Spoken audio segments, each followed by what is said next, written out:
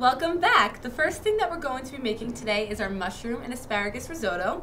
For risotto, you're going to want to use arborio rice. Arborio rice is a short grain rice with a lot of starch, which makes it very creamy when it cooks. As it cooks, the starches sort of release, add that creamy texture, and a great thing about this rice is that you only need 1 cup to serve 4 people because it absorbs a lot of liquid. It's so delicious. Instead of using water, we're going to be using vegetable broth. I already have my arborio rice cooking. It takes about 20 to 25 minutes to cook, and you want to watch stirring it to make sure that the rice is really consuming all of that vegetable broth. I used about 3 of these and maybe a little bit extra. As I said before, this rice can take a lot of liquid. Usually with rice you use about 1 cup of rice, 2 cups of water or broth, but we're going to be using 3 of these little cups of vegetable broth. And the vegetable broth not only adds flavor, but sodium. So later on, we're not going to add that much salt. Okay, today we're going to be using mushrooms for our risotto. Melissa tried earlier with just the baby bella and it was a little too overpowering. So we're adding white mushrooms with the baby bella this time. 1 cup of white mushrooms and 1/2 cup of baby bella. And for the white mushrooms, what's really great about it is that for every 1/2 cup you add 1 gram of protein. Really nutritious, adds a meaty texture, so we're really excited. Yeah, and the mushrooms are low in calorie and they taste really great with the creaminess of the arborio rice. And later on we're going to be adding some Parmesan cheese. It's going to be delicious. What you're going to do with the asparagus is the ends are sort of hard, so you just want to go like this, just snap, and this is going to kind of give you a guideline for where to cut all the other asparagus. So right here we have 10 stalks. I've already washed them.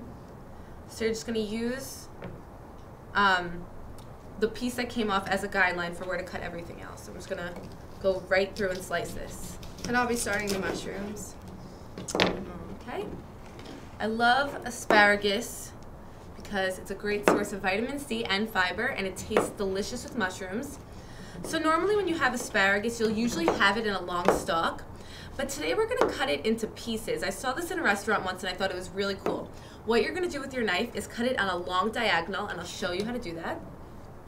You're going to sort of take your knife like this and cut it. So you're creating these really beautiful pieces that have a lot of surface area. So they're going to also be really nice and creamy on the outside. They're going to get covered with the Parmesan cheese and any excess vegetable broth. It's going to be great. Okay, so we're just going to have that and continue cutting. So Tina and I like to cook a lot in the dorms. We cook at least once or twice a week when we're not too busy. Yeah, we don't really use our meal plan so much. Sorry, Mom and Dad. We're always at Whole Foods too. We buy so much food. It's bad. It's really bad. But it's so good though. But it's so good. I know. Asparagus and mushrooms you see a lot together. Because I think the asparagus kind of has like a crunchy texture and the mushrooms are a lot softer. So what we're going to do to make sure that those mushrooms get soft is that we're going to have the asparagus and the mushrooms sauteing together in the pan. We're going to use 2 cloves of chopped garlic with that, and we're going to have them sauteing in 2 tablespoons of butter. Usually I like to use extra virgin or regular olive oil, but today we're going to be using butter just to go along with that creamy theme. It adds a little bit more fat to it, and it tastes really great. So that's why we're going to be doing that. I'm so excited for our cookies later though. Oh my goodness, my Pecan Crescent cookies, my grandma made them when I was really little, and then I started the tradition again.